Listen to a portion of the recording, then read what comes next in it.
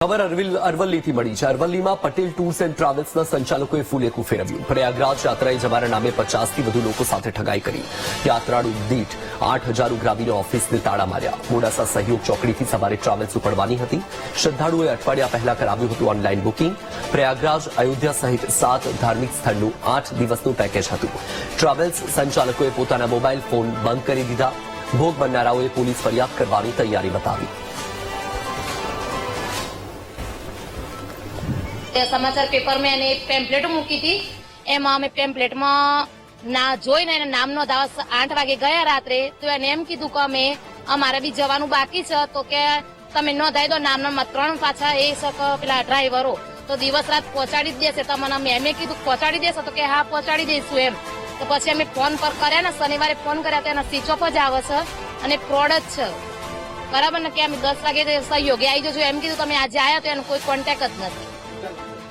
આવા ને એવું જણા છે. તમારે જયારે આવા ચર્ચાઓ કરવામાં આવી જવાની કેવું હતી, કેવી તમને લાલચો આપવામાં આવી? લાલચો આપવામાં આવી હતી કે મારે જવાનું છે ને, અમારે આ રીતે લઈ જ જવાના છે ને, આમ ને તેમ ને. વોલ્વો ગાડી છે ને, એસી વાળી છે ને, તમને કોઈ તકલીફ નહીં પડે ને એમ કરીને મને આને કીધેલું એમ.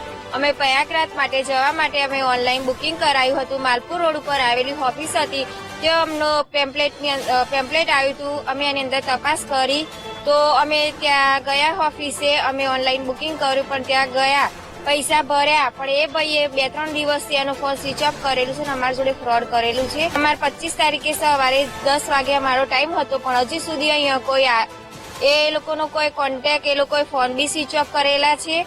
અને અમારી જોડે અમે ફોન કરીએ છીએ તો ફોન એ ભાઈ ઉપાડતો પણ નથી એમ. તમે ઓફિસે સંપર્ક કર્યો હતો? હા, ઓફિસે સંપર્ક કર્યો, પણ એ ઓફિસ જ બંધ છે. અને તમે આવા કેટલા યાત્રાળુ હતા? અમે લગભગ 70 જેવા ખરા.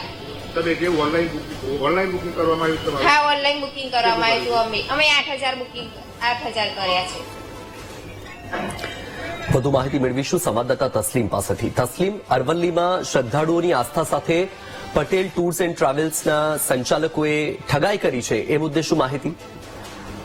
ચોક્કસપણે અરવલ્લીમાં જે પ્રયાગરાજ અને અયોધ્યા ચાલુ જવાના હતા 50 કરતા પણ વધારે, એમના પૈસા ઓનલાઈન લઈ લેવામાં આવ્યા છે અને એમની જે સેવાઓ આપવાની હતી એ તમામ વાતો અહીંયા દૂષિત થતી થાય છે. એટલે 50 લોકો આજે જે ટૂર ઉપડવાની હતી ઉપડી નથી, જેથી જે સંચાલક હતો ટ્રાવેલ્સ એની ઓફિસે જઈ અને હંગામો મચાવ્યો છે, પોતાને સાથે ઠગાઈ કરી હતી એવી વાતચીત રજૂ કરી છે. અને હાલ આ તમામ લોકો પોલીસ સ્ટેશન તરફ જઈ રહ્યા છે અને ત્યાં પોલીસ ફરિયાદ નોંધવાની તજવીજ હાથ ધરવામાં આવી રહી છે.